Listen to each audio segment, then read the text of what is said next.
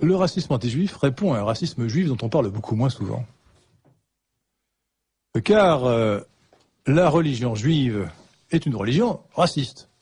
Le judaïsme talmudique, au même titre que l'hindouisme, est une religion raciste. Il y a des religions universalistes, christianistes, sachant que catholique veut dire universel, le bouddhisme, l'islam, qui sont des religions universalistes. Vous pouvez ne pas aimer l'islam, mais c'est une religion universaliste.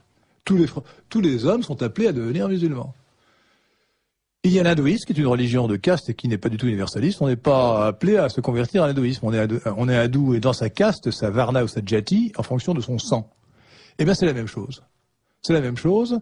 On est juif par son sang. Et les rabbins du Talmud ont poussé tellement loin l'obsession raciale qu'ils considèrent que seule la mère peut faire qu'on est juif parce que le père, on n'est jamais sûr. C'est de la prudence, là.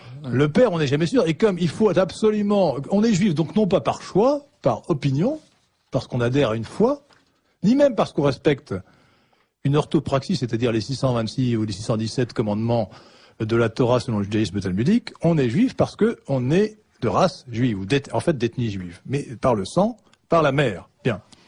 Alors, il faut quand même que vous sachiez, chers amis auditeurs de Radio Courtoisie, qu'il y a toute une série de citations absolument extravagantes qui ont été faites. Alors, la plus extravagante, mais qui n'est qu'après tout que la traduction du Talmud, c'est celle qu'a faite le rabbin Joël Kahn en 1989. J'ai cette citation, je suppose qu'il y en a beaucoup d'autres. Il a dit, écoutez bien, l'écart qui sépare le peuple juif de l'ensemble de l'espèce humaine n'est pas moindre que l'écart entre l'humain et l'animal. C'est-à-dire que l'écart entre un juif et un non-juif est d'une nature supérieure à celle qu'il y a entre un non-juif et un animal.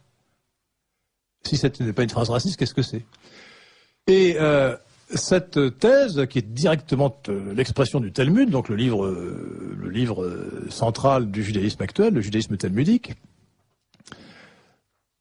est défendue de la manière suivante par les rabbins du Talmud.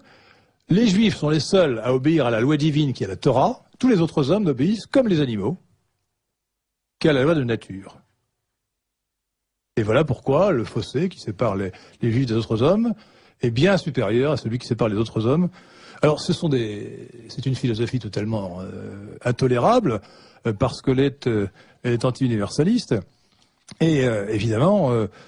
elle n'a pas toujours cette expression aussi radicale. Mais il faut quand même bien voir qu'elle inspire largement des gens qui sont beaucoup plus apparemment disons, assimilés. Le livre de Mearsheimer et Walt, le lobby pro-israélien et la politique étrangère américaine, donne une citation absolument ébouriffante de Elliot Abrams. Elliot Abrams, qui a été quand même... membre du Conseil de la sécurité du président américain.